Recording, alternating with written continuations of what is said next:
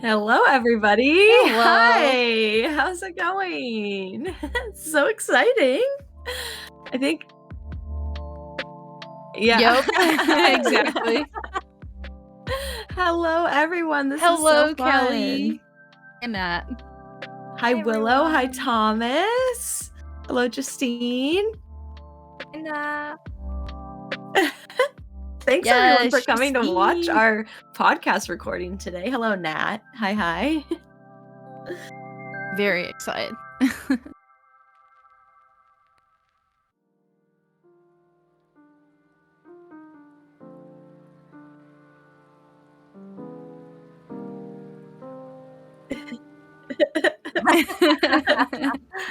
Grab your water instead.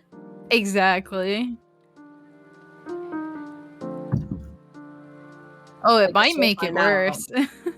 Yeah. You cannot hear Steph. No. You're muted. oh, we don't hear stuff, but you guys I know. I'm don't. like, I can hear Steph. Yeah, same. That's good to know.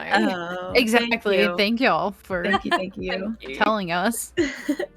Oh my gosh, we look so cute. love the little like dinosaur lighting up in the corner. It's so cute. Same. It's so adorable. It's super cool that it lights up when you're talking. I love that. Look at Yeah. us, so fancy. I find I it know, funny that right? we've all got our usernames, but then there's Blaze. Yep. OG. Now you should be able to hear me. Yes, your little thing is lighting up now. Yay. Sorry about that. I Fancy. turned off my voice mod stuff before, and I didn't realize that my main capture was going through that. Oh, nice. No, we're good. Oh, thank you. So anyway, hi, hello, everybody. I was saying hello. We're super excited to be here today, and super thankful all of you guys are here too. Absolutely love it. We have a ton of questions from you guys, and if you guys want to ask more questions, it's which direction do I point? That way. They're over there. Vibrate. Oh, right in the I don't. That's not the right way. That's Other way. this Yep, the other way.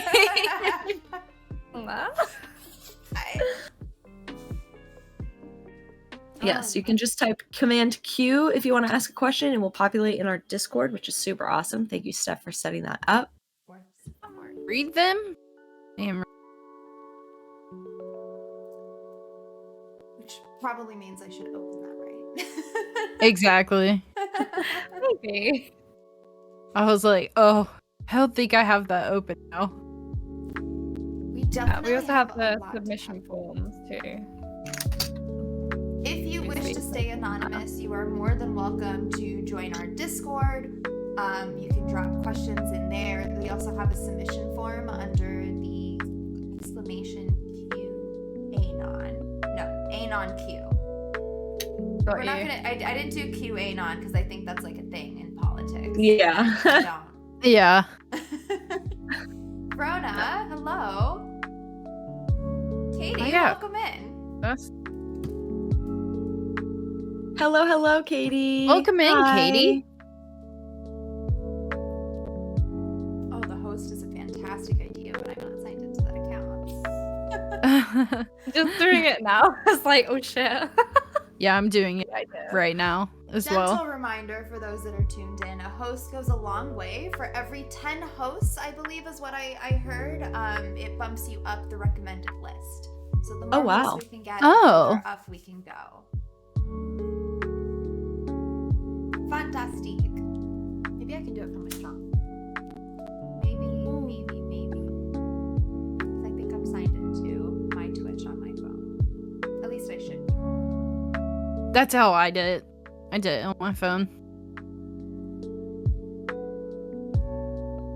Chat. Host. All right. It's okay. All right, we're good. Now hosting. Fabulous. Okay, cool. So we have an episode for you guys today. It's our first ever Q&A. No questions are off limits for the most part. If take this as your trigger warning. There will be some sensitive topics on this podcast, more than likely today. If you're feeling uncomfortable, please mute or direct to Discord. We can definitely help you out in there. But Welcome in, hello there. Epic and Miriam. Sorry, I forgot my blanket. The, The music is a bit too loud. Oh, thank you. Oh yes, because I don't have any of the typical. Thank you. All right, that should fix that. Have you seen Ali's just told us music could be turned down a tad and stuff could be turned up? Yeah, that's what we were. Thank Awesome. you. I'll make sure that I'm Awesome. speaking up today too, because we have a slightly different setup than what I'm used to. Yeah, same.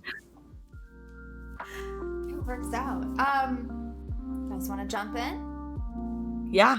Do you want to talk first about somebody asked about our experiences being online and streaming and anxiety that comes with that and meeting new people and how do we avoid trolls and hate?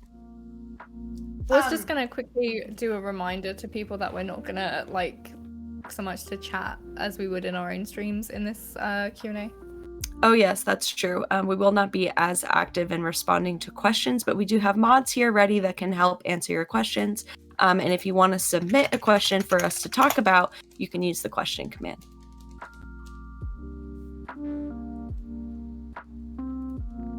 Perfect. Does So anybody that- want to start Yeah, talking that is about a your- great question. That's a great question because I struggle with this honestly kind of on the daily. It's the struggle of wanting to be on the internet and be a content creator but also not have anybody know that you know in real life that you're a content creator. So I've kind of ripped that band-aid off and accepted that there is very little semblance of privacy, but you can control what you outwardly portray on the internet. So with hate and bullying and all of the things that are going on, it comes with the territory. So you kind of have to take yourself out of the situation and understand that it's not personal. If you have someone coming into your raid, whether it's for racism or because you're a woman or because you identify with the LGBTQ plus community, it is very much a reflection of themselves. So just build in measures that protect yourself. Put your chats on sub only. Block is like the best advice I could give to anybody. If anyone's making you feel uncomfortable, immediately block. That's it. The biggest fuck you is like blocking access to yourself. No one's entitled to that. No I one. would say too, like something that helps me if you have like social anxiety, is finding somebody to mod for you like early on so that you don't have to be the one to like say like, hey, this is making me uncomfortable. I'm gonna block you. Like you can have the way that I have it set up is that like there are certain rules that if people comment on in chat, I have told my mods like that's an immediate ban. So that I don't even have to address it if I don't want to, because I'm not the type of person that wants to like call out trolls. Like some people do that and that's fine, but that's like makes me feel uncomfortable to like take a moment away from my stream and be like, you know what, screw you, don't say that to me. Like I would rather just like completely ignore them, have them banned, and have like a set rule so that you don't even have to deal with it, is like how I roll. I'm like, I don't want to pay you any attention, so I'm just gonna have my mods delete your message, ban you. Half the time I don't even see it. It's fantastic. I think anything that you can do to set your own boundaries before you start streaming is the best thing for you. And as you said, having good mods that will watch your back is awesome. But I think if you don't have any mods, or if you're basically modding for yourself, I think don't be afraid to ban people, honestly. Yeah. I think too, like You are muted, Dana. with the social anxiety of like streaming, it definitely gets better as you do it. If you think that you want to try streaming, I always say like give it a go, give it a try, like start really simple, you know, use what equipment that you have. And if you love it, the anxiety will become lessened over time the more you do it. Absolutely. I was surprised by the lack of anxiety that I had streaming. Do you find it's easier because there's two of you? Yes and no, but I think even when I do solo stream, I don't find myself anxious or anything like that. I definitely push myself. There's some days I wake up and I'm like, I don't want to do this. I don't Oh, feel yeah. like sitting in front of my computer for 2 hours or 5 hours or 8 hours and entertaining people. Yeah, I definitely think you have to push through that because like I've been streaming for like a year and a half now and I still get that so often where I like I'll be like laying in bed in the morning and I get this voice in my head that's like I don't want to do this, you know, it's like all those anxious thoughts come up and you just have to push past it because 99% of the time when I feel that way and I stream, it ends up just like working out just fine. So Exactly. don't listen to that little voice in your head. Something to note from earlier too with trolls, or if you're unsure if you should ban someone from your community, if someone's making you feel uncomfortable, there is a 99.9% chance that they are making somebody else in your community feel uncomfortable, and That, weeding them out yes. sooner than later is going to help you grow. Like setting those people want to feel safe when they come into your stream. They don't want to You know what I mean? It's like you create that community. So if you allow that person to talk shit and make everyone uncomfortable, that's the atmosphere you're creating. Yeah, and that's such a I'm so glad you said that, Steph, because like we've had that happen multiple times in all of our communities where like all of a sudden somebody's like, "Hey, this person is making me feel kind of weird." And like everybody else is like, "Oh yeah, me too. Oh yeah, also me." So it's like the second that you get that feeling, if there's someone in your community that just like is making anyone uncomfortable, boot them.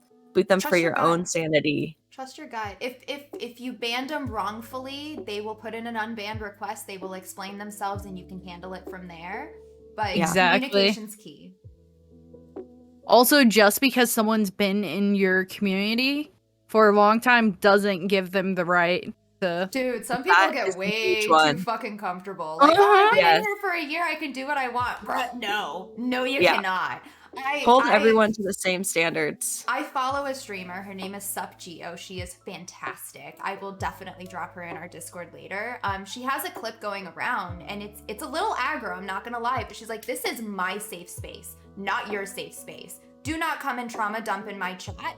I am not a therapist. I am not here to coach you through that. If you need help, you need to go and find that independently. Like, this is my safe space, and I love that. I love that for her. She set that boundary, and she whatever set it your clear. boundaries are, because I like some of us like I in my chat you kind of can trauma dump. I mean, at the end of the day, like that's kind of what I bring on, what I welcome. So it's like all about doing what is right for you and what you have the energy and strength to handle talking about in your channel. I mean, like I have a rule like no comments on my appearance. And that is like a very strong boundary that I have. And if somebody comes in and they say, "Hey, beautiful," my mods know to be like, "Later, bye."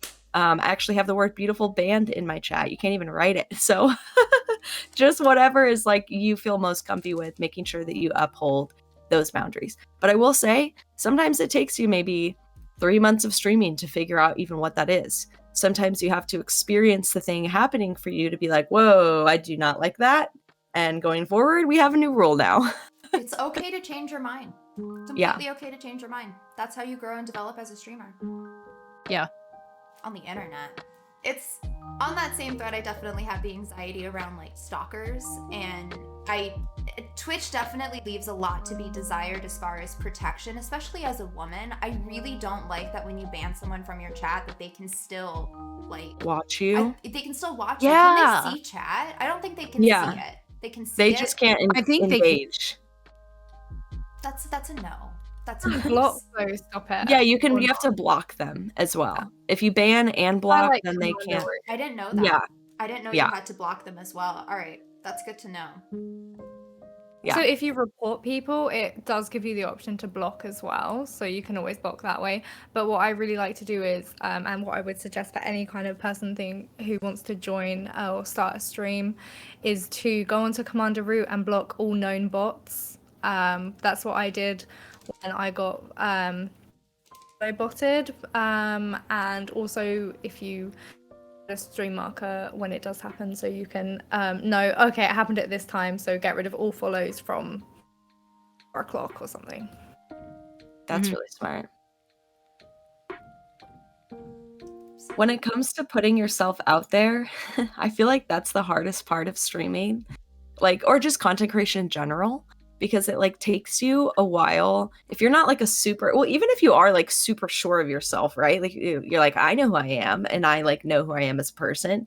You still have to like find your footing as a content creator. Like, what bits of me am I going to share online? Yeah. How am I going to present online? Like, and that is something that like I've been doing content creation now for like 3.5 years. I'm still figuring that out. Like, I still don't know every day, like, am I doing this in the right way? Like, it's definitely a journey. I try to give myself the same grace and permission and allowance that I do my favorite content creators for putting out their content. Like, I feel very cringe when I'm making my content. Like, you guys know that TikTok sound, like, I just feel like everything I do is like super cringe and just, that's how I feel. And I rewatch my TikToks and I'm like, oh my God, you put this on the internet? People you work with are gonna see this. And you have the option on like your TikToks or your socials, if you encounter someone that you work with or know in real life, you can block them from that channel. But Your favorite content creators probably aren't doing that. Your favorite content creators probably tell everybody and anyone that they do this. You're allowed to be cringe, because when you're, old, are you going to look back at your time and be grateful and thankful to yourself that you didn't take the opportunities to do whatever the fuck you wanted when you were alive? Or are you going to be grateful and thankful that you stayed within this tiny box that you felt like society put you in? That. Make your content. I have a rule that like the more cringe it is, like the more I should post it. Like Yes. I think it's so important to be vulnerable though, because that's what people want to see. The reason that you feel that something is cringe, I think, like internally, if you make a video and you're like, wow, this is so cringy, I feel like it's because we are being vulnerable and therefore it's coming off as cringe to you, but other people don't see it as cringe. They see it as vulnerability. Like, wow, this person's putting their whole everything out there. Like, sometimes I don't even think it's that deep. I think sometimes your video that you agonized over being cringe just gets swiped past. You're fine. That's true as well. At the end of the day, it's a double 10 tap second. and a swipe. Yeah, Exactly. that's very true. That's been hard for me. I have a lot of drafts and I'm just like, you can't post this on the internet, bruh. Or you can just post for like friends only, right? Yeah. And then, That is so true. bad. It's not so bad. It's not. It's not. I love it. I vote put yourself out there. The cringier the better. Take up space and Yeah. slay. Plus, there's this really cool thing where if you want to like get closer to people, vulnerability is one way to do that. But the way it works is that if you are vulnerable with somebody first, they're going to feel more comfortable being vulnerable back with you. And if you just go around and you are just vulnerable with everybody that you meet and interact with, everyone is going to be vulnerable back with you, and that's going to strengthen all of your relationships. It's a super like weird little psychologist trick of just like, I do this with everyone. Just be vulnerable first. People will be vulnerable back, and then bam, strong, nice, good relationship foundation. That goes back to you get what energy you put out. That is so true, and I feel like that's so important for streaming, because the community and the people in your chat are going to vibe off of your energy. So if you have no energy, then your stream is going to reflect that. Find someone that matches it. Get yourself a content buddy that you can like bounce ideas off of. I know that we do that often. When Plus we're unsure about something, 1,000. we Plus post it in our 1,000. Discord and we're like, hey guys, what do you think about this? Would you change it? Is this okay to post? Is this bad? Like, get feedback on it. And it's, I mean, be honest with your friends if the content's maybe not exactly what you think that they would put out, of course, but you have people in a support system in your life. The internet, I'm sorry, there's no excuse for not having a buddy on the internet. It's the fucking internet. Find someone. There's literally like 18 billion of them. Yeah, that's so Wait, true. You need a content creation buddy. That's all I was gonna say. You need a buddy. Like, it will help you so much. I was just gonna say that I love how we all constantly go to each other for stuff like that. Yeah. Literally like yesterday. Yeah, exactly. Literally yesterday. Yes. 886 Days Apart asked about would you meet up with somebody online that you met online? And I think all of us would vote yes to that. I know that all of us have met internet friends. Caveating that with being safe. Someone needs to know where you are. You need to share your location, like all the safety things. Like, here's another thing. We have all video chatted multiple and many times. I would absolutely never go meet somebody that I had not seen live on camera many times. Like if your gut feels off about it, trust your intuition.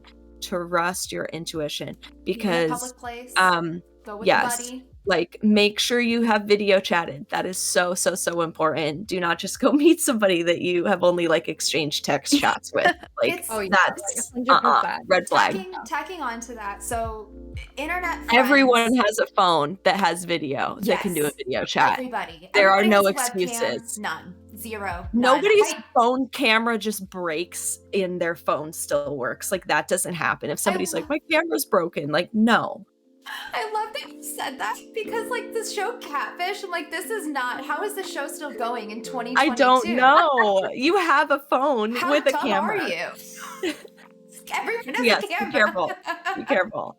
So Definitely. it's definitely there's a laundry list of things. Go with the buddy, meet in a public place, video chat beforehand. I get their fucking ID if you like. Obviously, if they have nothing to hide, they have no problem sending it. Make sure someone knows where you are. Just like, please, for the love of God, be safe about it. Just be safe. Yeah. Get their tag numbers, take pictures, take selfies, note where you are. Like, safe. Yeah. Definitely be safe. I was nervous when I met Braylon. I didn't think she was going to be a serial killer or anything, but I definitely let my husband know, like, hey, there's this person from the internet that I met on Twitch that I want to meet in real life and we want to go hang out. And he's like, maybe have her come here first. Maybe don't go meet her out because what could he do? What could he do if I I mean, disappear? When I met Ali, I was waiting for her and she didn't find the car park and I was like, it's a trap, she's gonna murder me. Today I'm going She's trying to get me away from a public area. But like, that was just my anxiety talking. I was I was so fine. nervous meeting both Braylon and Steph. Like, I flew, I forget how many hours, but either way, I flew Like all the 5 way to hours. their state. Yeah, it was like 5 hours. My boyfriend did come with me, so I mean, there was that bit of safety in a Yeah. way, but it was still nerve-wracking for sure. Also, it was worth it. I would say, like, if you're a woman or a femme identifying person, like, make the person come to you. Don't go to them. Like, especially like you said, if you're flying across the country, across the Yeah. world. Sorry, I'm not leaving my house. You can come to me. That way, if stuff does go south, you're at home, and you can just be like, bye. I'm going home now. Like, you wouldn't want to be all the way across the world in another country and have things go sour, because then you're screwed. Damn. I What think are you if gonna you do that, you need to have a backup. Or Just in bring case someone something else does with go you. south. Yeah. Bring someone with you, that like a parent or like a really good friend, a sibling, somebody that could have your back. See, Ali Completely. says she drove 5 hours and was able to leave whenever something was to happen. But what we did is we met halfway, and I knew where we were like the back of my hand, and I had family there, so she could drive away at any point, but I could text my granddad or my grandma to come pick me up at any point, and we'd be safe. Yeah, I think having backup measures like that is super smart. But I do think that meeting internet friends, well, like just making internet friends can be so nice, because like if you're in one area, you're constrained to like what kind of people are in that area, and it might not be the kind of people that you like really jive with. Like, we don't really get to choose where we live. I mean, like at some point you do, but it's limited to an extent, right? Like, not everyone can just move to another country or another state or whatever. But online friends, you can like find people that like have all your same interests and like have the same values and boundaries and like function the same way. And I think it's like such an important thing. Like, my friends that I have on the internet, all of you guys, are so much better friends than the friends that I have in like, you know, I know Steph is in real Isn't life, so that when I say crazy? IRL, I don't I count mean- you, Steph. I mean, am But I yeah. in real life? Right? Yeah. Is it real life? Is it? It is real life. Like, are you Said sure? that. I'm glad you said that, because like I have the same view on like dating, and it's all about compromise and almost like settling to a point, even with friendships. So you're finding people in your area that you just find commonality with, and then you compromise and you settle because that's what's in your immediate vicinity. I much prefer the internet, because you can kind of fine tune it and you can find people that do directly jive with you. And I'm gonna be honest, like, I have friends that kind of pressure and they're like, I really want to see you in person, I want to like hang out with you. This right here, video chat, is the exact same thing for me. It does the exact same thing for my brain. I don't need to see you in person to have a really great relationship with you. We can see each other face to face. We are talking out of our mouths. You can hear the sound. Same. Like, there's no difference. Only here, I can sit in my house with a blanket and a cat in my lap and be completely comfortable. Whereas, like, what, you want to go to a bar and you want to get shit-faced? Not my vibe. Even like getting baked outside of my house, I don't want to do it. So if someone is pressuring you or like saying, look, we need to meet up, flag, I probably would not meet up with that person if they were like pressuring me. Well, that might be like their love language, you know, that's the quality time in person is how they garnered the best like value out of that relationship. I mean, so like I'm talking about like in real life people that I knew when I lived back in like the Midwest, like I would hang out. I'm like, can we just like session chat on like Instagram or something? I don't want to do that. I feel bad. I am really trying to get my friends to like video chat because I would really love to just sit in my pajamas, a blanket with my cat, eat whatever food is in my house, not have to go out, spend loads of like money needlessly, and they just never happens. Anytime they're like, yeah, and never happens. But like if we could get in real life people to like more online things, game changer. 100% Game changer. I'm finding us a puzzle. You guys think I'm kidding? I'm doing it. I don't care if I have to I'm send down. you each the same puzzle to do it individually, but we're doing it. The online puzzle. I'm still down to do that one day. Like I learned they have it on tabletop games too, so we could do like a tabletop game puzzle thing. And I'm just Nice. I'm That'd be so excited. fun. So I think that we all here have some type of neurodivergency / ADHD, which means that we all have a difficult time getting started on tasks. And somebody asked us, how the hell do you start a task? They're motivated once they get to do things, but getting started takes them an hour. They've tried it all, making lists, still can't get started. Find everything else in the world to do first, look up. So, yes, time flies. You should have started an hour ago. Yes. How do you get started on things? Which is especially difficult for people with ADHD. Definitely setting a timer and like being like, okay, I will just do some work for 4 minutes, 10 minutes, and then actually like trying to get something done in that time. I don't do it as often as I should, but it actually really works quite well. How do you like do that though, right? So like, okay, I'm gonna do this for 4 minutes. Now what? Now what? What do I start? How do I start? I don't ever actually start. So I do something a little different, and I break it up into the smallest possible task or whatever is easiest. So if I have like a bunch of stuff to do, I will pick either the shortest thing that I know is going to take me the least amount of time, or the easiest thing that is going to be the least amount of effort, and I do one of those first. Because then, like, the problem is getting started, right? Once you're started, you kind of have this flow and this rhythm, and you can like do more.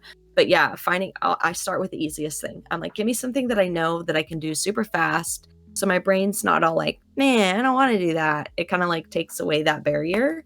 And then once you get started, it's easier to continue working. But yeah.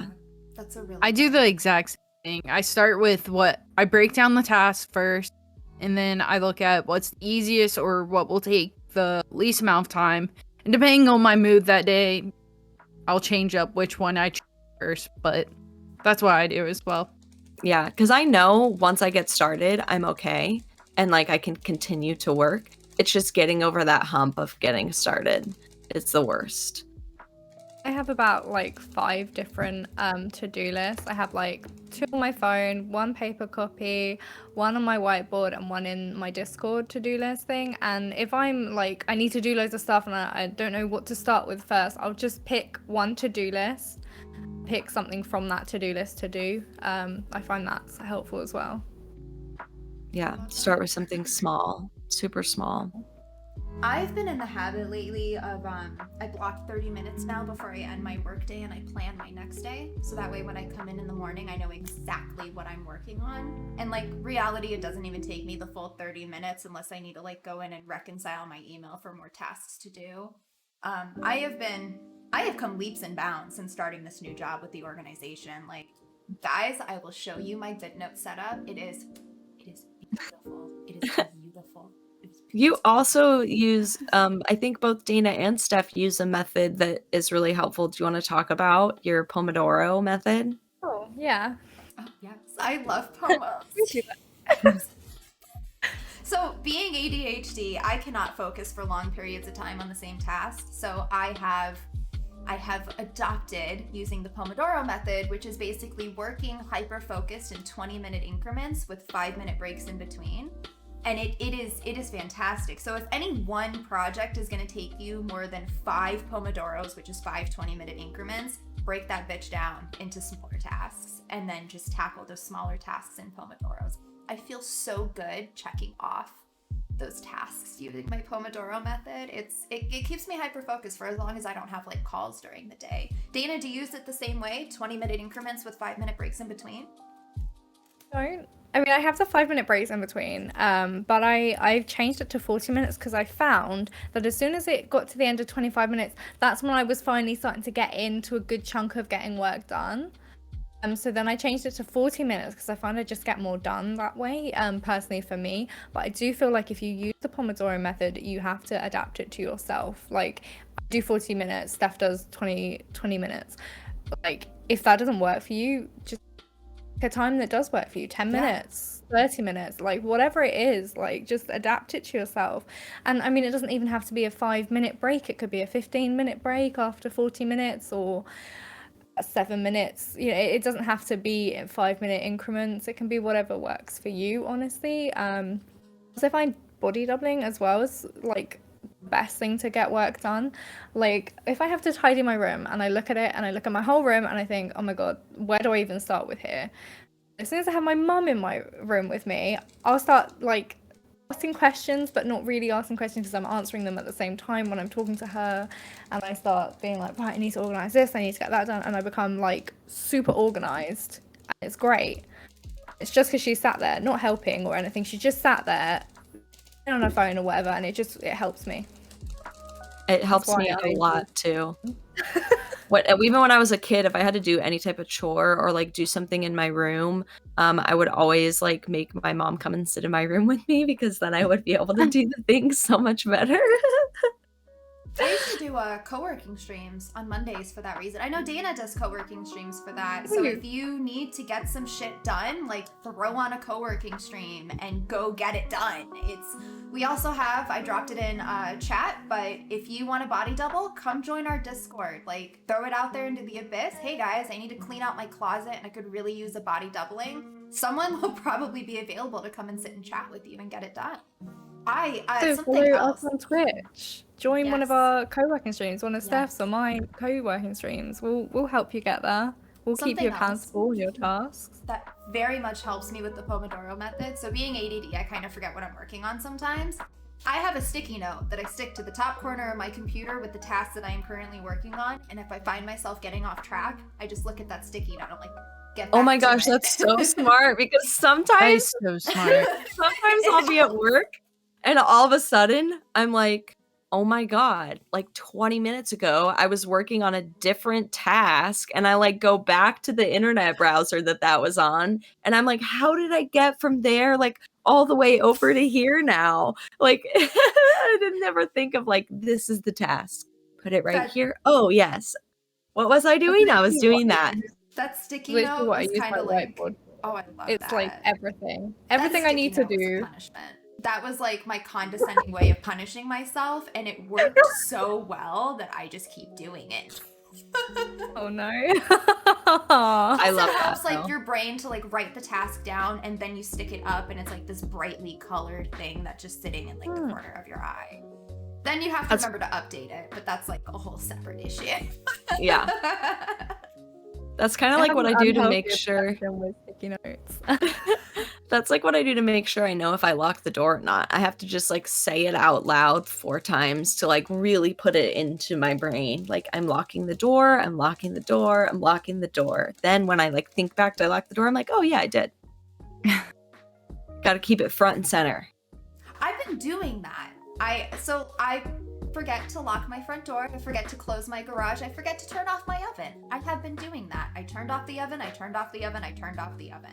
I close the garage, I close the garage, I close the garage. And it works. I haven't left it open. I know my husband's lurking in here, have I? It really does work. It's crazy. My psychiatrist once told me it's not that you're forgetful, it's that you're not paying attention in the moment to begin with. So if you force yourself to pay attention in the moment, you'll remember it.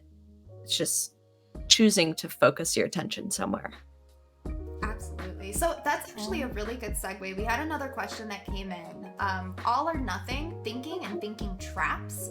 Your brain is a powerful tool. So this person said they often find themselves falling into this thinking trap and stopping themselves from doing, I'm not going to get an A, so I might as well not do this assignment, even though in reality a C is much better than an F.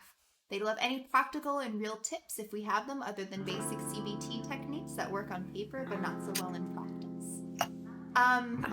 That takes practice. So my doom thoughts and my spiraling happens right before bed. And I found that the only way to kind of like calm myself down and get out of that vicious cycle of that doom thought cycle is to think through what is the worst possible case scenario for what could happen in this situation. And then it's like, okay, and then if that worst possible case scenario happens, then what?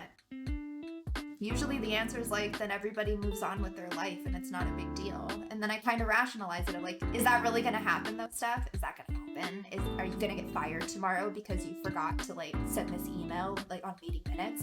No, you're done. So you're not going to get fired. So just wake up early in the morning. And then I set my alarm and I'm like, okay, you have a plan. I feel a lot better about it. It's think through it. Think through like the possible scenarios. Ask yourself why you feel this way. Sometimes it's a little bit hard to break out of it, but get yourself in a new situation. Maybe grab a cup of tea then. Get out of bed. I think too, like asking yourself like why you're having those thoughts and like if they are realistic, like you said, like am I just telling myself a story right now? Like check, the more that you like check in with your thoughts and say like, is this really something I need to be worried about? Or like, wow, I'm thinking about this quite a lot. Like, is this something that's benefiting me right now? Is this like, Dana, it's like the think, can you talk about the think? I feel like that's super applicable for this moment. Sorry. I was distracted. Dana has a really good resource that I'm going to have her read because I feel like it's super helpful for when it comes to managing your thoughts and your thought processes. So if you're in any of our Discords, mine, Braylon's, I think also the We're All Just Faking It podcast, I have uploaded this coronavirus anxiety workbook in there, and it's not just for coronavirus, it's helpful for all kinds of anxiety, or just in general if you just want to get your thoughts out of your head. I have two techniques, but I will talk about the think technique. So I use it for when I'm journaling, because I find like I'll journal basically when I'm annoyed about something, or something has triggered me, or I'm just like really frustrated about something, and I find that once I've journaled about it, then I use the think technique to kind of work through my own words and like what's going on in my head. So so the T in think is true. Is this thought 100% true? If not, what are the facts and what is opinion? This thing that's really frustrating you, are you really, really frustrated because that person actually really hates you? Or are you just annoyed because they've done one thing and that's annoying, and you need to kind of separate your thoughts from you like that person or not? Helpful, that's the H in think, is paying attention to the thought, useful to me or others. Is it useful that you're really frustrated at that person? Is it going to help you carry on with your day, or is it just going to make you worse? The I in think is inspiring. Does the thought inspire me, or does it have the opposite effect? Okay, so the opposite effect. Necessary. Is it, the N in think is necessary. Is it important for me to focus on the thought, or is it necessary to act on it? And in this case, it's not important for me to focus on that thought, and it's definitely not necessary to act on it. And then the K in think is the thought kind? If not, what would be a kinder thought? Okay, so this person's really frustrated me. What's going on in their life that actually maybe they just had a pretty shitty day, and they're thinking about themselves. I think that everything is about me because all of our brains are programmed to think that we are the center of the world. Probably a kind of thought would be like, oh, that's really annoying. Okay, I've had my vent, I've had my rant, I feel a bit better now. Let's carry on with the day and let's move on. And that is the think technique. I love that so much because that's I'm like obsessed with it. examining your own thoughts. I think it's a massive part of like self-growth as a person. You have to be able to like step back and like objectively examine yourself and your thoughts and your actions, and like asking yourself, like, is this thought helpful to me? Is this thought kind? Like, those are such impactful things when you actually sit down to do the work within yourself. And I just love it. I love it. That You want me to necessary talk one about hit. the A, B, Man, that C, D, hit. E technique as well? Like Yes, to give yourself please. some options. Okay, so with the A, B, C, D, E technique, the A stands for attention. So when you feel distressed, what you're doing and pay attention to your inner dialogue, what is your mind telling you? So in the case of being annoyed, your mind is like telling you that you're annoyed about something, you're frustrated, and you know, just you're a bit stressed, you know, you're overwhelmed, whatever your brain needs to tell you at the time.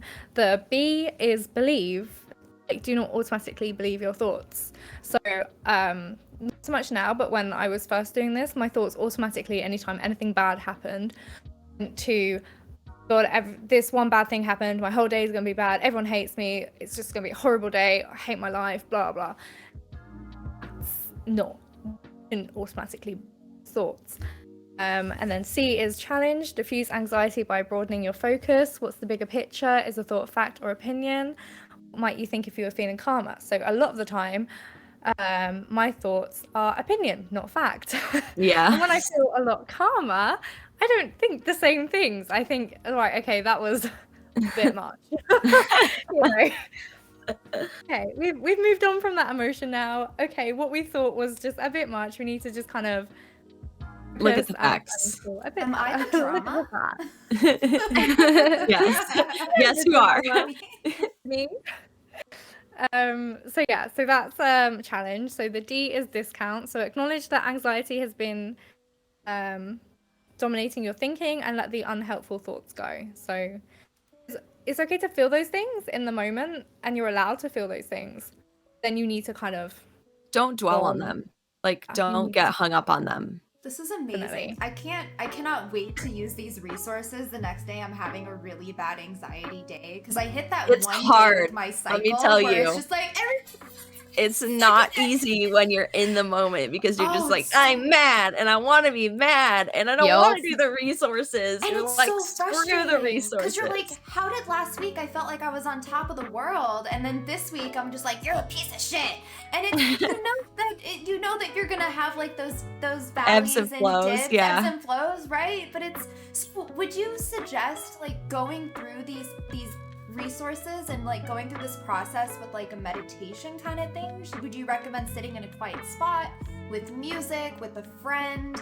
Like I mean I don't meditate. I'm not there yet. I can't sit with my thoughts. Now I definitely take 10 damage if I don't have something going on, like Well, that's why distracted. you listen to the guided, because then you just listen to their words the whole time, and it's not just you and your thoughts.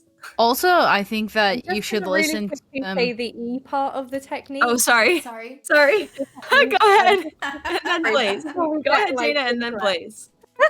I'm gonna lose my so- thought. That's the problem. Write it down. Write What it are you down. doing? Write it down. I don't have any word. You have a Okay, so Discord. E is explore options. What would be helpful to focus on right now, and what options do I have available? So a lot of the time we think immediately to negative things, but like what is actually helpful to focus on, like what you're doing, positive things, just the actual facts is what's really helpful to focus on as well. And what options do I have available? You normally have a lot more options available to you than you think you have in the moment. Okay, I'm done. Blaze, go. Oh no, no, that's what I was saying. I was like, I'm gonna lose this thought immediately. Right, when you say, I'm gonna, it's gone. Yeah. So I was like, I can't. Hopefully it comes back to you. It prob- Epic asked, which is kind of along the same line as like what we're talking about, is like, how do you overcome bad thoughts, intrusive thoughts? There is no way, at least in my experience, to stop yourself from having intrusive thoughts. We are not in control of 90% of our thoughts. They're subconscious. We have no control over what happens when they come. You only have control of what you do after that. So I get a lot of intrusive thoughts when I'm driving, like a ton of them. And what I have to do for myself is when I get the intrusive thought, this is literally what I say to myself in my head. I know you're worried about that, but the likelihood of that happening is extremely unlikely. And thinking things like that is not serving us right now. It's not helpful. Like, I know that you're concerned, but we're not gonna have thoughts like that because it's not helping anyone. It's making us feel worse. I love how So I nice literally you just are. like talk to myself like, look, I know that's an intrusive thought. I know we're worried, but we're not going to think about it right now. You're And so when they kind come to up, yourself. just let them pass. Meditation helps so much with this. It is crazy because you can just go boop, turn them off, and just turn them off. Meditation is the practice of quieting your mind on command. And the more that you do it and it becomes a daily practice, the more that you can, anytime that you need to, just go boop, head empty, no thoughts. Like I should try that. it's working out for your brain. You're literally practicing being able to just go blank, like mind blank. So then love sometimes that. in the car I meditate because I don't want to have intrusive thoughts. I guess that's how I stop them. But I'm also, when they come up, I'm like really nice about it. You're I know what very I was nice gonna say about it. now. You know what you're gonna say? Go. What I was going to say is that, so we talked about doing things like before the bad happens. Before, what I was going to say is that you should go through these affirmations and go through these meditations while you're good. So that when you aren't good, Yes. you're already in the practice of doing. Yes, preventative self-care. Yes, I Preventative couldn't think of that self-care! word. Preventative But yes, self-care. that's exactly what I was trying to say. I'm Yeah. changing the stream title. Preventative self-care. Let's go. Yeah. I love how kind you are to yourself, Braylon. Like, when I have my intrusive thoughts, I've definitely come a long way with how I talk to myself. Like, it's definitely no It's longer practice. It's a lot of practice, but I tend to correct myself in the moment, and sometimes I'm not so nice about it because sometimes that intrusive thought is dumb as shit. And it's just like, why would you even think that? Are you kidding me? This is what you're thinking about right now? Let's change that. No, come on. Let's be realistic about life. Like, I'm a little bit more on it with myself.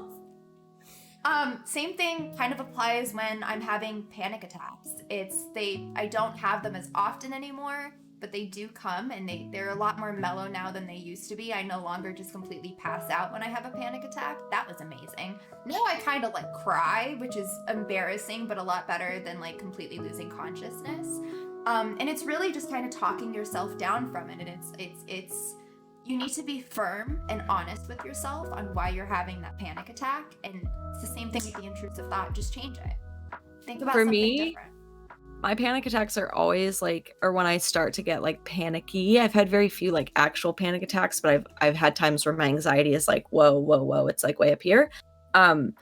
I notice that if like what will happen with me is like something feels weird in my body, and then like my brain will like latch onto that, and then I think I'm dying. So what I will do if I notice that I start to get really tense, or like I'm really in tune with my body, which has taken a long time to get to, like listening to my own cues. But the second that I start to feel myself get panicky, I stop whatever I'm doing and I take deep breaths. Like I just take a crap ton of deep breaths. I might do it for 2 minutes. I just sit there and literally think about as little as I can and take deep breaths, and like I can usually back myself down off that ledge. But mine's always triggered by something. Triggered by, I get a weird feeling in my arm, and then I'm like, oh, I can't feel my arm. Like my arm is numb. And then I'm like, well, nope. Okay. Take deep breaths. Like, hey, you're good. You're fine. This is okay. So Deep breathing that's- helps. More yeah, than on I like to admit, deep breathing helps. It's especially for panic attacks, because your body cannot go into fight or flight if you are breathing deeply. Your body goes into fight or flight when you're like like that is the breath. So if you stop yourself and focus on deep long breaths instead, I find it's super helpful, like on a physiology level. Also, apparently, if you have a sour sweet when you're having a panic attack, it can help. You're like putting out your face in a bowl of ice, biting a lemon. There's things that you can do to like shock your nervous system back. One What, thing that I found really interesting when I was talking to my therapist about some of the things I was feeling, she kept asking me where I was feeling these things. Mhm. Where in your body are you feeling these things? Like, for me, normally it's in my chest. And then she was like asking me, okay, where are you feeling this? How strong is it? And then it kind of helped to kind of locate, right, where is my like issue, where is the like problem? That's a really important. I saw a TikTok on that. It's like, okay, you're feeling anxious.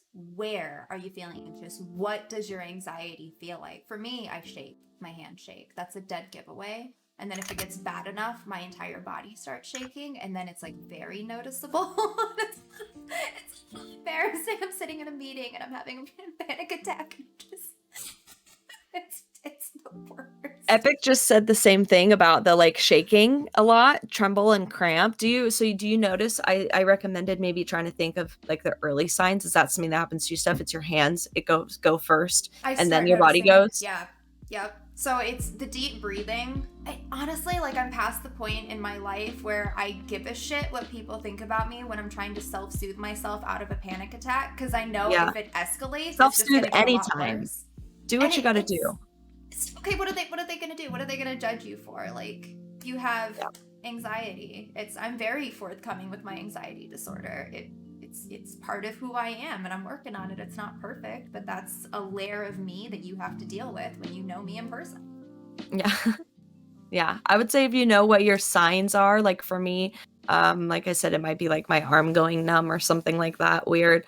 Catching on to those early physiological signs so that you can then take a moment and try a bunch of different coping mechanisms. If deep breathing doesn't help you, maybe try putting your face in an ice bowl. Maybe try doing a guided meditation specifically for panic attacks. If you go on YouTube and type in guided meditation for panic attacks, there are hundreds that you can listen to that are specifically for you to listen to while you're having a panic attack. Like, try 50 different things. Everyone is so different. Everyone's anxiety is so different. What works for you is not going to work for someone else, and vice versa. And at the end of the day, living a happy life, if you have mental health issues like all of us do, it takes work. If you want to be healthy, if you want to feel good, if you want to have a normal, good life, you have to do the work to get there. That is, you just Yeah. have to work. have There to put in the there is work. no easy way, there is no easy fix. You have to trial and error. You have to do research, find what works for you. Try those things. If it doesn't work, try something else. Continue on. This is a lifelong journey. I have a work stress ball. I have a stress ball that stays at work in my desk, and that is where it lives. And I bring it to me with meetings. I have a fidget in meetings so that I can fidget, and like, I present in meetings, and it's anxiety inducing. Epic. Yeah. Something else that helped me, and I really hate admitting it because I feel super dumb that it took me so long to figure out. Water. Drink water. If you're properly hydrated, your panic attacks will probably be far less. Taking Yeah. care of your body and getting your mind right you have to set yourself up for success. So go through your shades, like Sheet Snap says. Like, do you have a good sleeping schedule? Maybe start working on that. Are you staying hydrated? Are you getting sunshine? How is your diet? Are you eating a bunch of shitty foods? Maybe eat less processed foods and have a banana every once in a while. And it's all of that good stuff. You got to set yourself up for success. Yeah. Exercise. Like, I have been just going for that stupid mental health walk every day after work as much as I can. I haven't been like on it, but I need to be on it.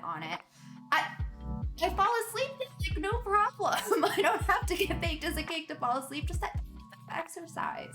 So build up to it. It's not going to happen overnight. Take it in baby steps, but stay hydrated. That's like the easiest, most amazing thing that you could possibly do for your body, and your brain will thank you for it. That being said, ladies, we are at our hour mark. Do we want to take our break?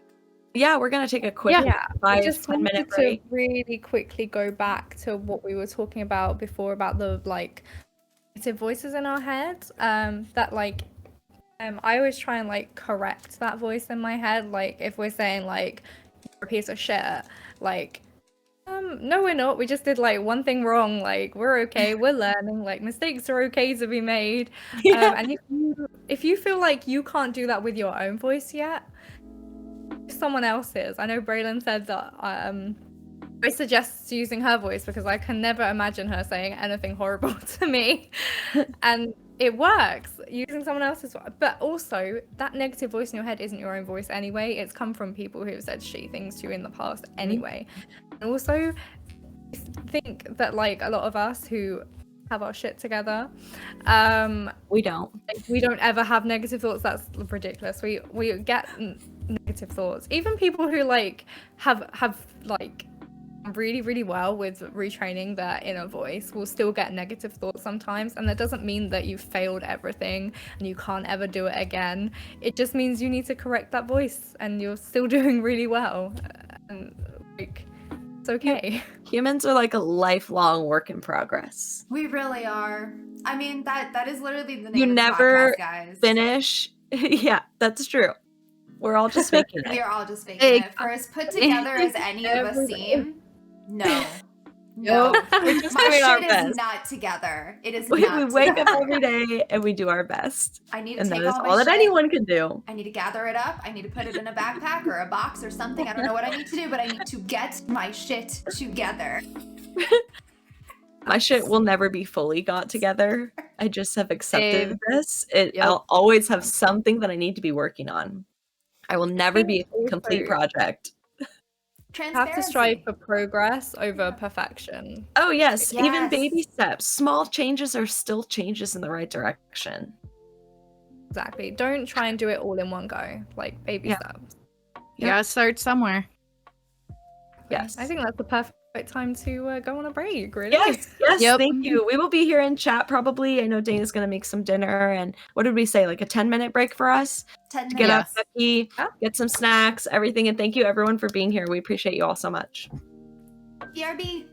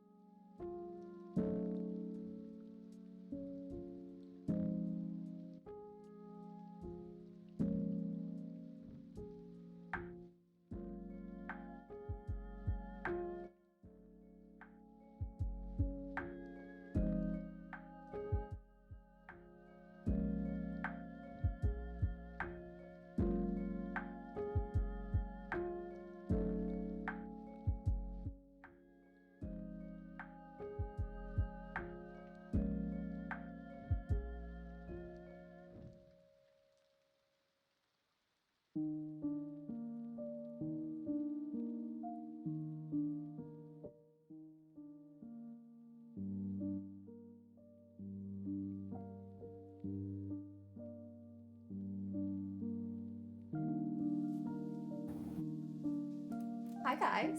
Welcome back, everyone. Hello. What's going on? Okay, so we are going to talk about friendships and relationships and toxic friendships and fake friends and all of that, which I think we've all probably dealt with at some point in our lives. I think it's kind of an inevitable human experience. But one thing that I feel like is really helpful when it comes to like toxic relationships is looking up like what a toxic relationship is. Look up the signs of abuse. Make yourself known with what those are, because if you don't, you might get trapped in that without even realizing what's happening. Also, ask your friends and like family members what their like examples of healthy relationships are as well, so that you know what to look out for in a healthy relationship. Because when I found out that my last relationship was toxic, I asked my friends, like, what about your relationships are healthy? Like tell me about that. I think that's a really good advice too. If you don't have good relationships modeled for you in your life, you could also use the internet as a resource for that. Research, like, what does a healthy relationship look like? What are healthy relationship habits and behaviors? If you don't have anybody in your life that has that sort of modeled for you. I think if you're questioning a relationship at all, you should probably look further into it. Yeah, again, it goes to like trusting your gut and trusting your instinct. And if you're having those kinds of feelings about a relationship, like internally, like, I don't know if this is great. Ooh, there's probably a reason for that. Get a second opinion. And it's like being mindful of the information that you do share with those second, thirds, and fourth opinions. Like, if you are going to a friend and all you're doing is bitching about your significant other, that friend That's should be kind of a calling you out sign, on it, though. right? That's That friend should a be little, calling that yeah. out. Like, listen, Yeah. all Something you that ever do really is tell me the negative. resonated with me. And Braylon said about her sister, saying that if you only say, sorry, I only talk about the bad stuff, that's a sign that there probably isn't much good stuff to talk about and that you're in a toxic relationship. That just like blew my mind, because for sure that was me, like, for sure. Because you'll naturally say good things about someone. Yes. Oh my gosh, yes. I think that's catch a big myself one. saying too many nice things. Like, all I Right? do is talk about my husband. I work But into that's every great. conversation. My husband does that. My husband likes that. Oh, Verna would like that. It's kind of cringe, to be honest with you, but I am honestly. It's I'm low-key vulnerable. obsessed. I'm Kinda vulnerable. cute, Yes. right? Absolutely. I feel like communication is what takes good relationships to great relationships on both ends of the spectrum, whether it's platonic or romantic. If you're not comfortable communicating with that person, that's a red flag. And never count out couples counseling, even if you're not having problems. Sometimes you can go to couples counseling just to learn how to communicate with each other. Even if you're not married, Even it is if you're not okay married. to go to That is couples so counseling. true. If you want to work out that relationship with that person, utilize and leverage the resources you have to make that work. Relationships are communication and compromise. It's like the Yeah. two main things, in my Yep. opinion. 100%. Epic said, what do I do if I see someone I don't want to see, someone who triggers me? I think the Block. biggest thing to do, Yep. well, Block. sometimes it's out of your control. You may I be mean- forced to be in a Real life. situation with somebody who wronged you in the past. But I think the biggest thing that you have to do is work on letting that go inside of you. Obviously, that is super difficult if somebody like assaulted you in a way, but that's gonna take some internal work on your part to not let them have that power over you, because that's essentially what's happening there is you're letting that person control your feelings and emotions. So working on not allowing that to happen and like letting it become less of a trigger for you, which is all inside work you got to do. I'm currently It's not working on that at easy. the moment as It's well. Yeah. I know definitely that not I've easy. talked about it. That unfortunately where I work, my ex and his father work there. Luckily, I don't have to see my ex anymore, but I still have to see his dad come down, and it triggers me every single time. I find myself like scared, and then I find myself angry about the whole situation, and that like, why should I be scared? He should feel awful for what he did, and just walks around as if there's no care in the world. Mhm. I know that you said I need to work on kind of like giving him, not for him, but for me, like to let go of that anger and the feelings that come up every time I see him. And I think that's really important to try and do. It's not easy. It's going to take a long time to do, but definitely the kindest thing you can do to yourself and the best thing you can do for your own self-care is to probably work on forgiving them, to let go of the resentment, the revenge, the anger, the frustration, everything. This is something that I try. This is something that I try to keep in mind, that forgiving someone doesn't mean that they weren't wrong. Totally. It just means that you're letting go of the effects it has on your. Yeah, the anger and the You hurt. don't even have to tell them. Yeah. Oh no, You don't you have- sh- no, it's you all don't- in an internal yeah, process. You don't have to give It's them all any about reason. you. Is it possible, Dana, to take that bitterment and that resentment and that anger and to channel it more into empowerment, that it no longer affects you? Like, you no longer allow them to make you feel any sort of way. They literally have no impact on you. Like, I kind of try to channel that into like empowerment for me. Like, I feel safer when I know that no matter what this other person does to try to get underneath my skin, no matter how much they reach out to me, no matter how much they try to contact, make new accounts, stalk, try to make me feel uncomfortable, I don't let it affect me. You are nothing in my life. You are literally a passerby on the street that I do not give a shit about your opinion. I don't let it impact me. And I find empowerment in that. I remind myself is that if he ever tries to do anything to me, I could just go to HR and probably get him fired. I have a lot of information about him, know a lot of stuff that shit went down, and with that he really receipts. shouldn't fuck with me. Don't not a good mess with an idea. angry woman. I'm not the one. Yep. I love that for you. A person to fuck around with. Yeah. Also, I think too, when it comes to like friendships with people, people often feel like they have to hold on to friendships just because they've been friends with somebody for a long time. It's kind of the same as in the beginning when we talked about like just ban people from your Twitch. Just ban people from your life. Yeah. If you have a friend that is not serving you and the relationship is not what it used to be, that is fine.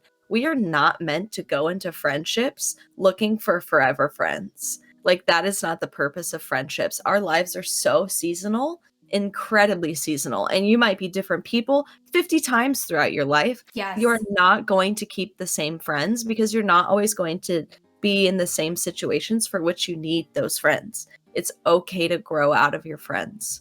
That doesn't mean you never have to talk to them ever again. It just means currently at this point in your life, they no longer serve the same purpose. It's okay to grow as a person. I love that. I have a lot of friends. It's a lot of effort, and being as ADHD as I am, I do unfortunately have that object permanence thing with people as well. So I do try to go through the additional effort of reaching out to people when I think about them. Most of the time it's when I'm driving, which is not convenient.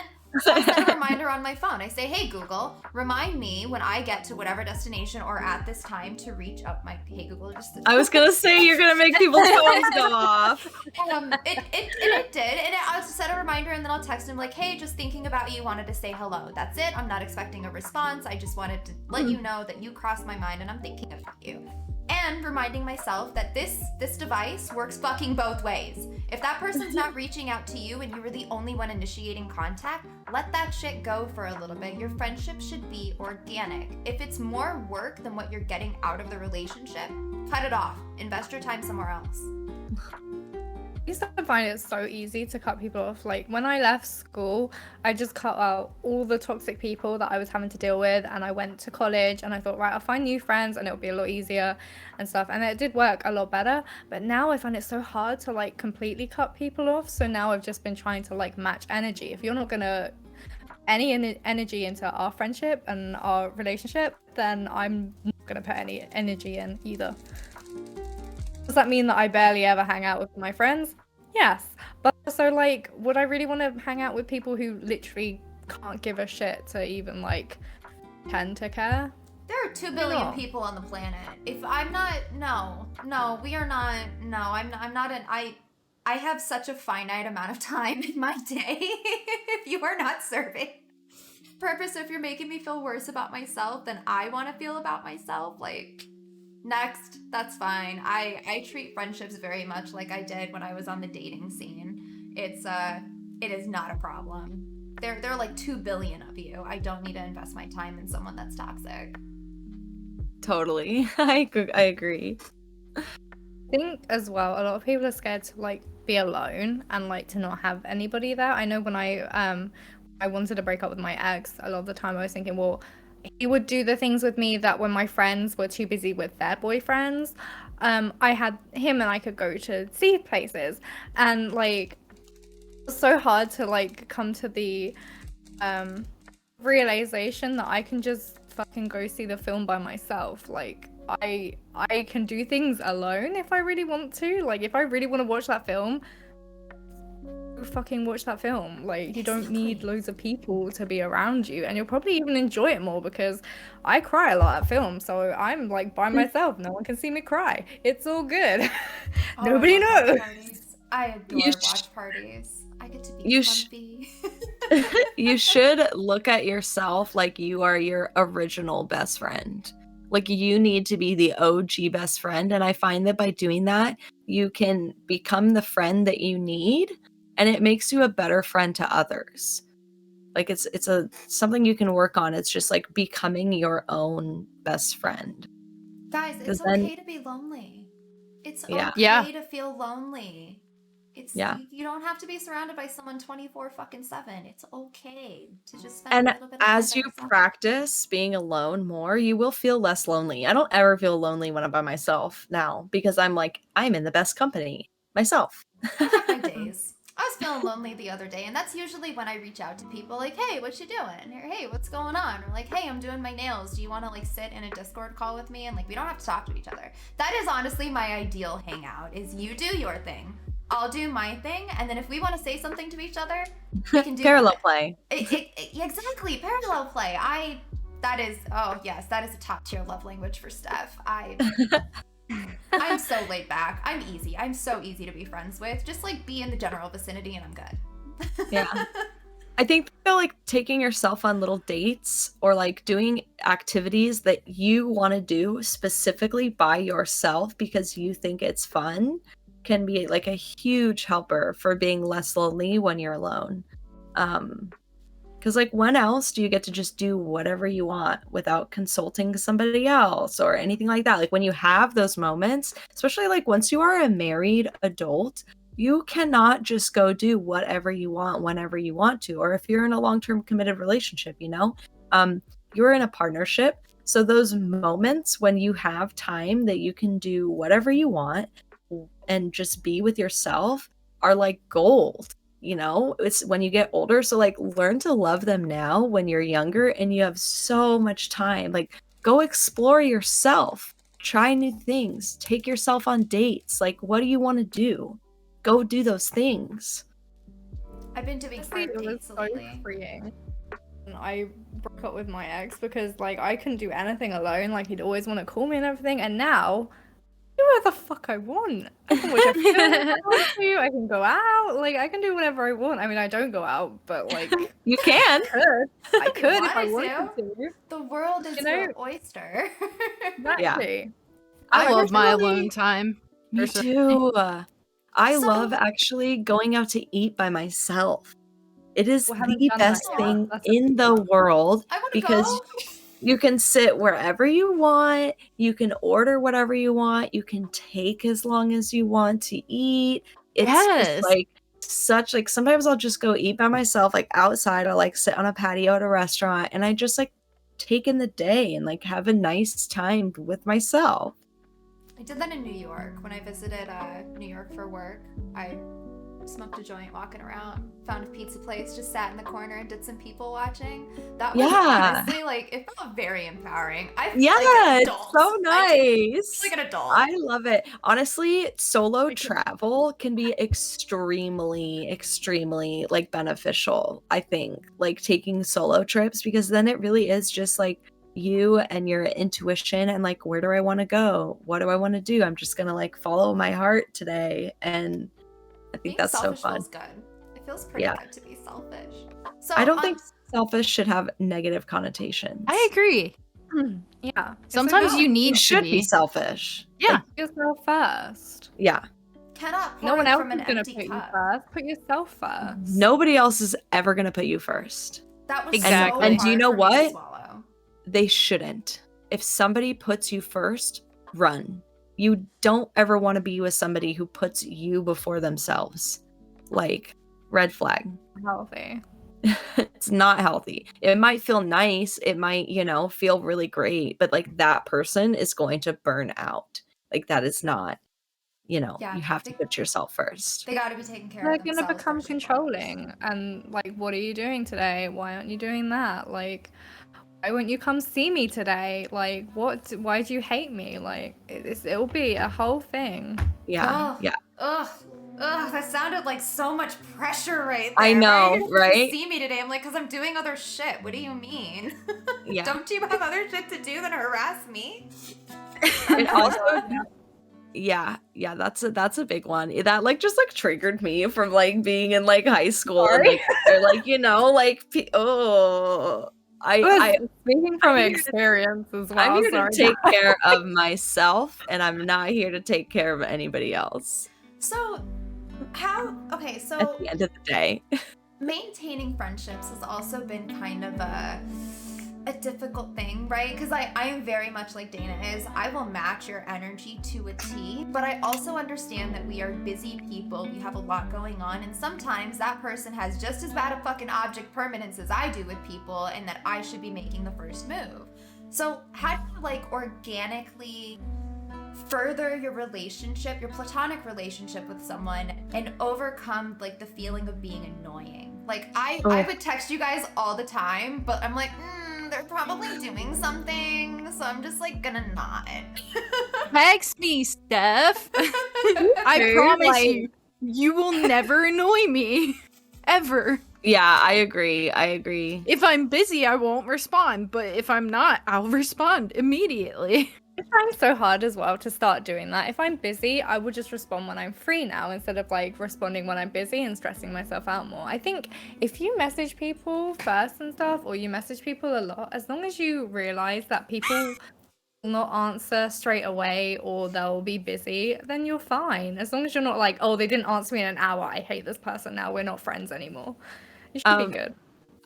Somebody once told me that like when you reach out to somebody like or somebody reaches out to you, like that is a bid for connection. That's all it is at the end of the day. It is not like something you need to feel scared about or like bothered by or whatever. It's just like that. somebody's looking to connect with you.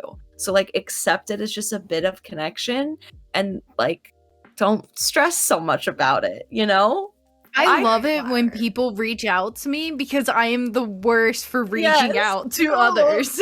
I'm the same way. I'll Like I said, I'm look, and I'll usually be like- thinking about it driving. And I also never get mad if somebody doesn't respond to me ever.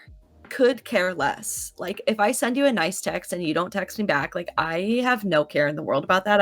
I did my part. I like sent the thing I wanted to say. Cool. I don't care. I know you Same. probably read it and that's all that matters. The thing is less about like getting mad, but like also wondering like, oh, that person didn't respond to that message where I asked them a question, and they've like sent me like 6 more messages since then. It was a month ago. Do I like it again, or did they ignore it on purpose because they don't want to do it? That's always my thing. Like I always wonder, do I ask this person again? Will that annoy You them? can ping Like, me 1,000 times. I do Same. not care. You can just constantly ping me and it doesn't bother me at all. Yeah, I really don't care. So full disclosure, if anyone reaches out to me, and it happened the other day too. So when I'm feeling lonely, I'll send out like a bunch of messages like, hey, what are you doing? Like just, whatever. I accidentally put my phone in do not disturb right after I sent all those messages out one time. And then I spent the night crying because no one texted me back. And I was like, everyone fucking hates me and I'm just like a burden. And then the next morning I opened it up and I was like, oh. Is it me? Am I the drama? I'm drama.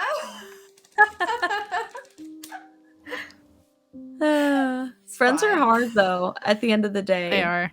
But I I have a new honestly, I have a the- new one, and I met her through the industry, and we have one of those like new wave female relationships where it's like ultra communication, and then like we open up the conversations with like, do you have space for this? do you have the capacity to talk about this right now? Do you have the capacity to talk about this? Do you want to vent, or do you want advice? Are you okay? Like, there's so much What kind of communication. support in are this you looking for at relationship. this moment? Seriously, that's how we talk to each other, and it's like, it feels weird because it's a little bit uncomfortable to be that formal. And I've had this conversation with her. Like, I think it's super fucking cringe. I think it's cringe. But like, it's honestly, nice. this is working. And if Yes. it's working and we're on the same Amazing. page and we're growing our relationship, who gives a fuck if it's cringe? My Accept. sister has always said like that's how her and her friends are, and for like the longest time I was like, that's embarrassing. Like Yeah. it wasn't until I realized like that's healthy and helpful, and like even if it feels weird, it's just because that's like what we've been conditioned to feel. Like hopefully that becomes the norm. Yeah, You there's know? no assuming in our I want relationship. friends like that.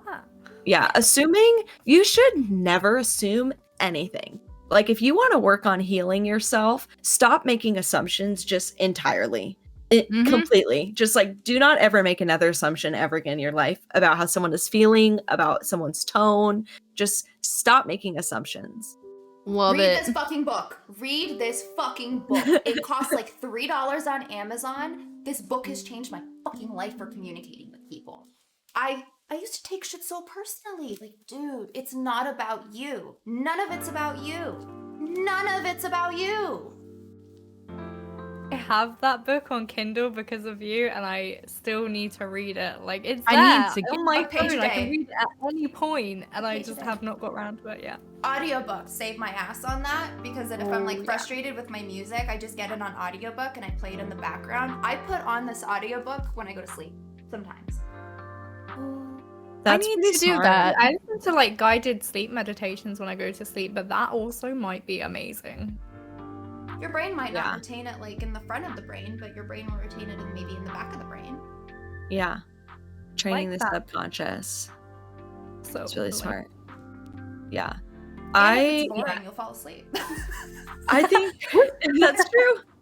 When- I really do feel like though making assumptions is like one of the worst things you can do for yourself and for other people. Like you're not letting other people tell their side of the story when you assume anything.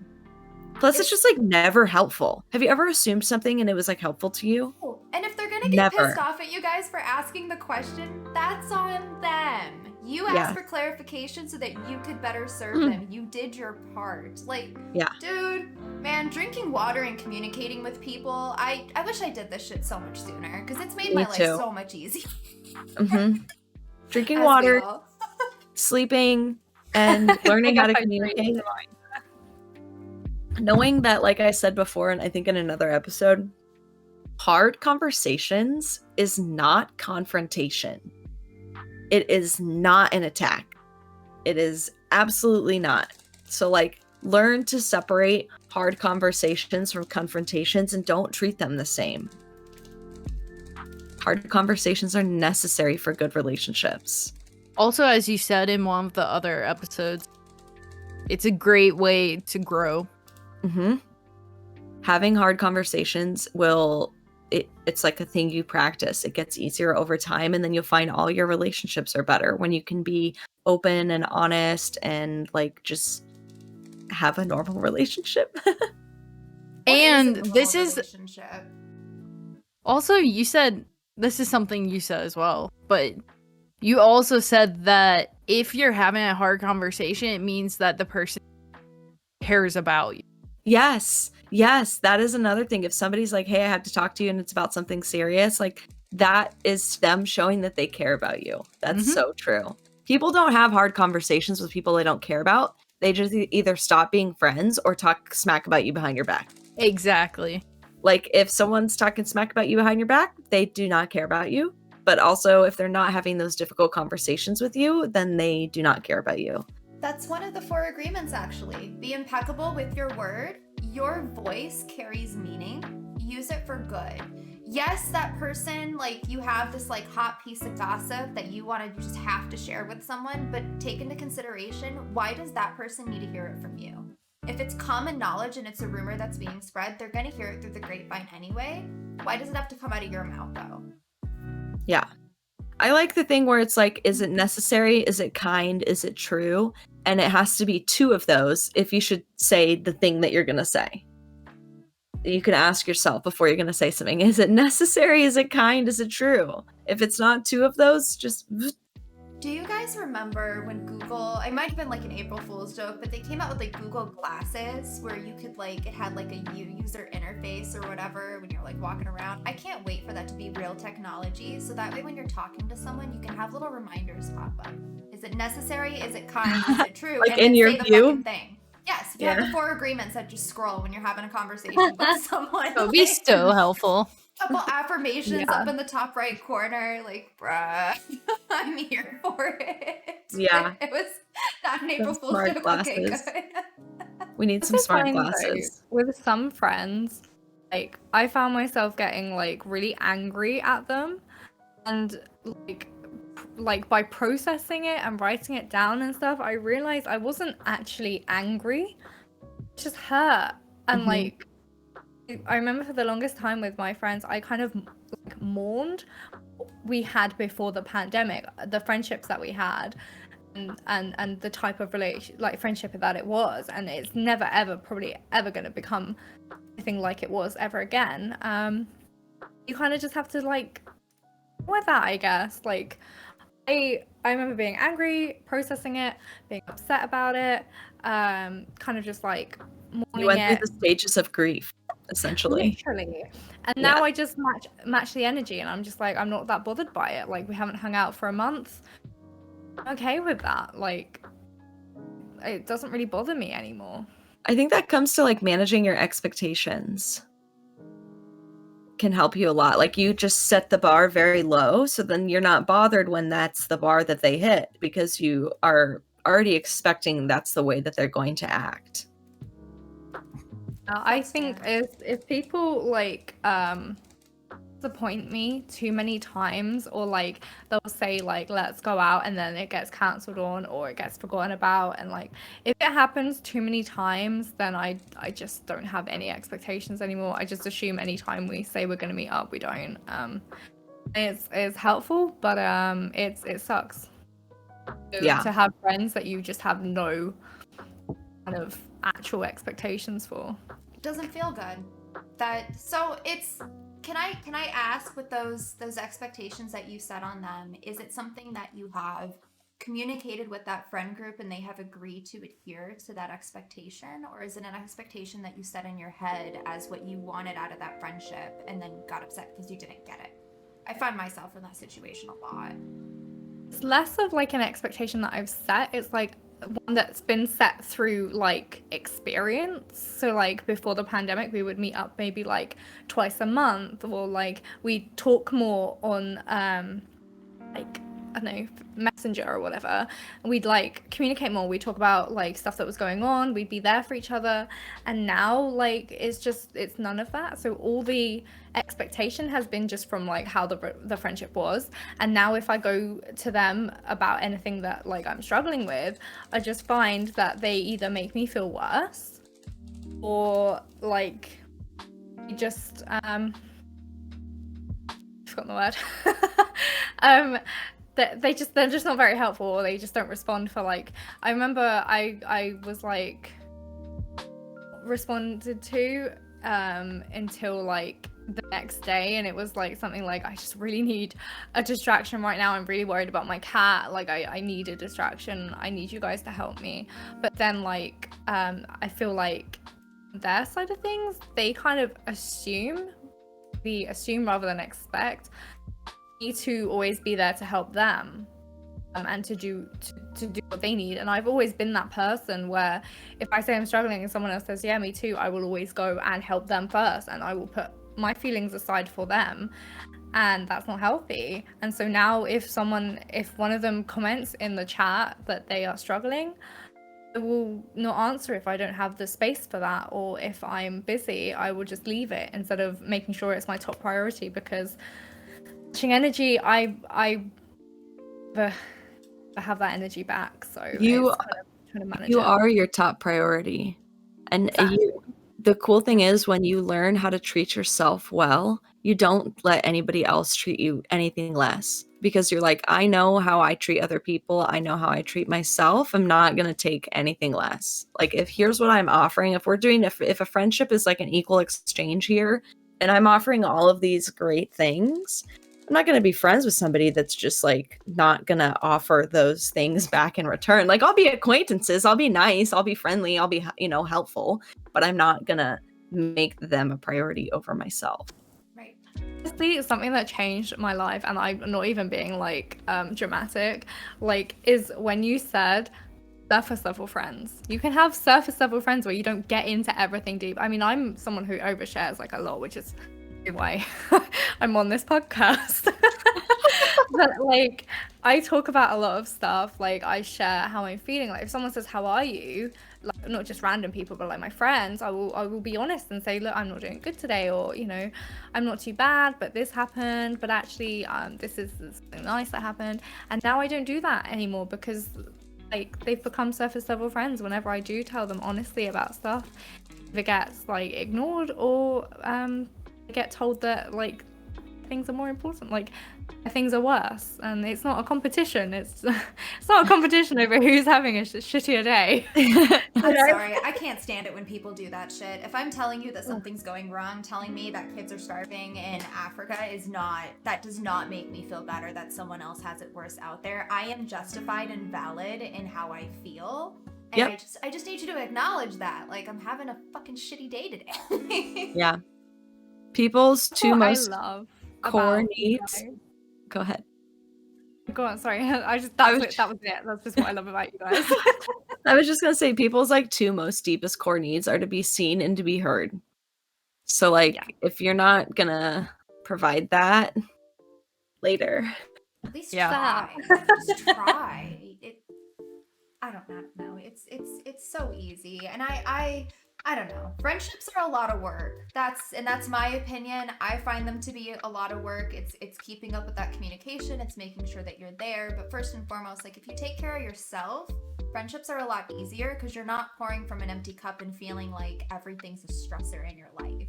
And I've definitely cut people out of my life. I had an amazing friend that I fucking adored, but every time I came to her about something, she minimalized it and diminished it. And it's just like, you're not justified in feeling that way because people have it so much worse. Well, just change it. Just do it. Just change it. I didn't bring her anything positive, and shit all over it.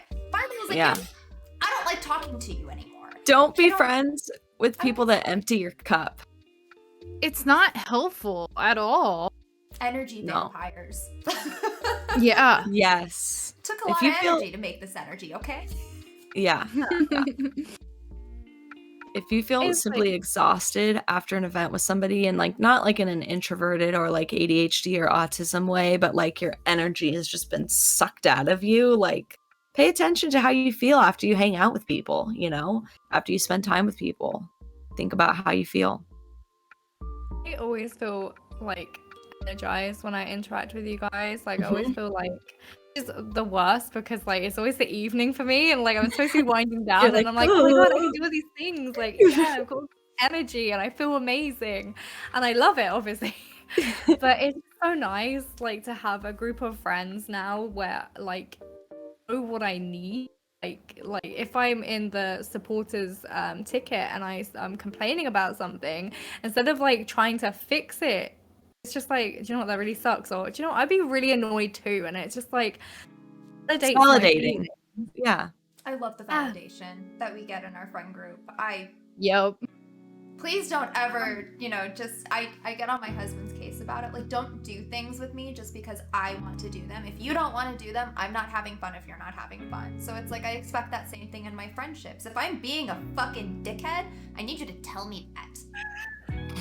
Don't just placate me and be like, yeah, I fucked that person, I'd be really mad too. Or no, like, if it's me, like, tell me it's me.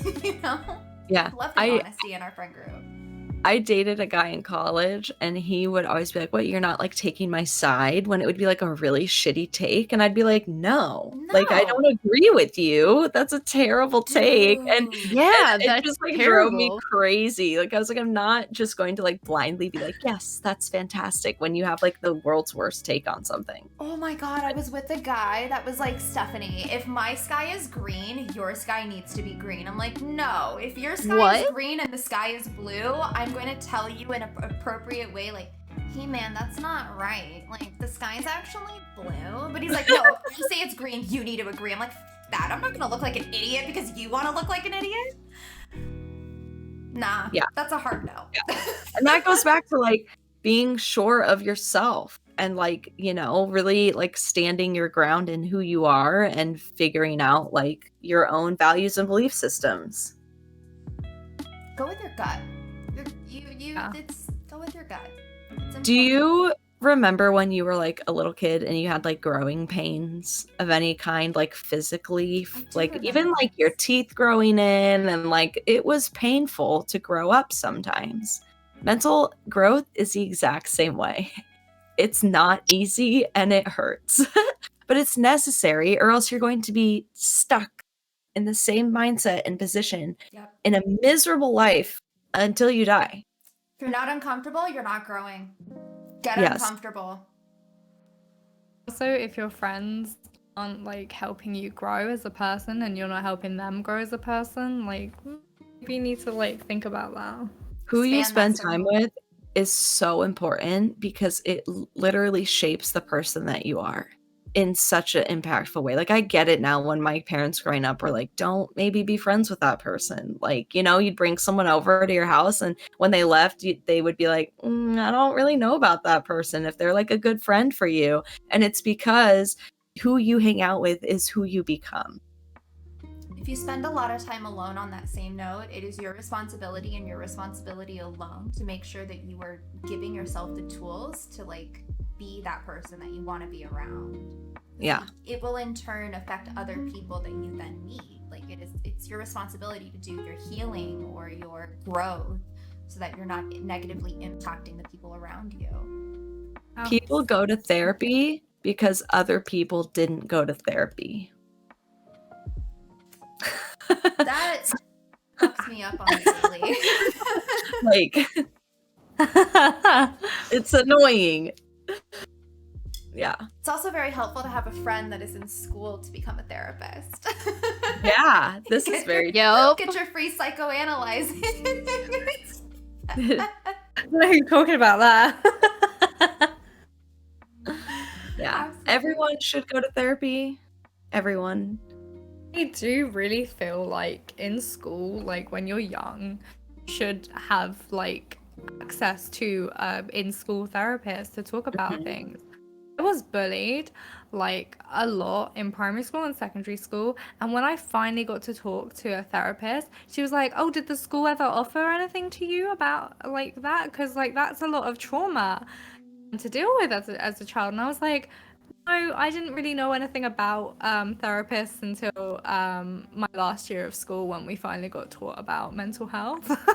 I didn't even know I had anxiety until then. I was like listening to them list everything. I was like, oh, I thought those were personality traits. Okay.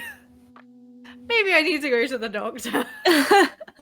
I think that's so important, just like having these conversations and educating people because like you literally I remember when I went to the psychiatrist and I like explained to her like I don't find joy in anything anymore and I just like want to sleep all day and I'm like struggling to get to class and she was like, it sounds like you have depression. And I was like, that's depression? Like I was like, oh. And so like you literally like you don't know what you don't know, right? So how can you help yourself if you're unaware? So educating yourself and like listening to conversations like this could be so helpful. I swear every time we have a podcast recording, one of us literally has an aha moment where like somebody says something and the other person's like, oh my God, like I get it now. And like we've been having these conversations for so long, and Goodness, that's still like we're all like, mom. oh, We all wow, live great very idea. different lives, and it's that's why human interaction is important.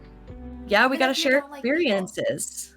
even if you don't like I people. always feel like spreading awareness and talking about your experiences is probably the most important thing that you can do to spread awareness of mental health, by talking about your own experiences and sharing it so that people don't feel so alone in how they feel. I mean, as soon as I found out about my anxiety diagnosis and I went to see a counselor and everything, I shared my experience of seeing a counselor for the first time, because a lot of people don't even make that first step because they are so worried and they don't know what to expect. And guess what? Anxiety hates the unexpected. They hate not knowing. So like, I shared my experience, and I like to think that I've helped a couple of people, maybe one or two, hopefully. You definitely have. Can't get good at something unless you do it. Gotta do it. Exactly. Yeah. I also feel like I have learned so much, but also a lot of things have been like reaffirmed, like in my head. Like I will say things, and I will consciously or subconsciously take it in, and then like I'll go through my day and like something will happen, and I'll just remember like something that you guys have said, and it really is helpful. Like, and I feel like if we can help each other on this podcast, then we must be helping other people for sure. This podcast. Hopefully. Do we want to do a last call for questions in case anybody wants to get their questions in? Yeah, Yeah. absolutely. I think we're getting close to finishing up here. If you need help, Okay. don't know what to do for a question, all you gotta do is exclamation Q in your question. If you want to be Anon, do exclamation Anon Q. That'll give you the submission form to submit. And if you're feeling uncomfy or want a little bit of extra help, there is our resources. Topics, I think, with the C. I can make both though. An S. I love it. Great for joining. This was awesome. I had a ton of fun today. Same. Super fun. I'm so thankful people sent in questions and stuff. Exactly. Yeah. It's really nice to answer people's questions like in real time as well and see what people think. We definitely gotta do this again. This is my favorite. Absolutely. Same. I love it. Though I do kind of like recording the podcast in my Udi and no one's seeing me. You can wear an Udi. I know, but like I wear an Udi on my normal streams. I kind of wanted like to seem fairly like professional. I don't know. Exactly. I also put real clothes on today, so you are not alone. Like I'm wearing people clothes, not my clothes, you know. I love it. If we don't have any other questions, I think we are nearing the end of our first ever Q&A live podcast. So exciting. We do have We a made rate it. message, and we are definitely going to be bringing this love here to someone else. The raid message should work. We are not affiliated, of course, so we don't really have any fun emotes or anything for people to You can add your own emote to the end if you'd like. Yes, yes, yes. We are Also, gonna raid do we want to another. talk oh, about yes. how we faked it today? This Ooh. week. So that's how we normally end. Would the you like to That share? is how we normally do it. podcast. Putting you on the spot. I'm gonna be honest with you. I had a little bit of anxiety before hitting that go live button, and definitely faked my way through having my shit together with making all the seats for this. My bad, guys. But other than that, like once I get started with you guys, that anxiety just disappears because I know that you have my back. I know that if I get stuck, you know what I'm saying. I love the way you guys can translate for me. Like I just jive. I just jive with y'all. So I love it. Yeah, this was super great. I don't know if I've been faking it this week or not, but if anybody else wants to share, feel free. I always feel like I fake it at the beginning of podcasts and stuff because I always find it hard to find my flow because I know we all interrupt each other and that's the only way we kind of end up like getting to say our thing. And I don't know why, but I always kind of like find it hard in the first like 5 minutes to like find the like jumping point. But as soon as I've like faked it like for the first 5 minutes, it clicks. It's amazing, and I'm like, oh my god, it's been 2 hours already or whatever, and it's amazing. Right? It definitely takes some time. Yeah, it's amazing, and I feel like that way of faking it is great. Also, I've been faking it at work because I've had a headache all week, and I've still been at work. and I've had Proud of migraines, you. and I'm still just like working through it, pushing through. I'm proud of you, Dana. Very much. Awesome, guys. All right, I think that's it. Thank you so much. Please join us for the Thank raid. you, Drop everyone. some follows, drop the message. I show all the love. Love it, love it. We are gonna see you guys in Discord. Follow us. Have a Yep. great one. Join Discord. Bye. Bye.